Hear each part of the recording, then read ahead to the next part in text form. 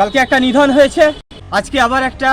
আমি কিন্তু খবরে লিখলে সেটা দিল্লি পর্যন্ত যায়, কারণ আমার গভর্নমেন্ট রেজিস্টার্ড একটা তকমা রয়েছে। আমার চ্যানেল, আমার পোর্টাল, আমার ম্যাগাজিনের, এটা আমার প্রাণের ভূমি। মাঠ আমার খুব ভালো বন্ধু, আমি দিনরাত আসি মাঠে। সেদিনও বল দিয়েছি, আবার এদের বল দিচ্ছি। কিন্তু আমি রাজনীতিতে আসছি 2000 কর্মী নিয়ে। 2000 কর্মী আমার সঙ্গে যাবে এবং অ্যাট এ টাইম 200 ছেলে আমার সঙ্গে সবসময় ময়দানে থাকবে।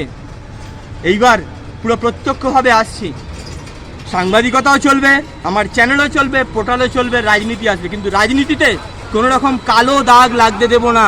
ভালো থাকবেন, সুস্থ থাকবেন।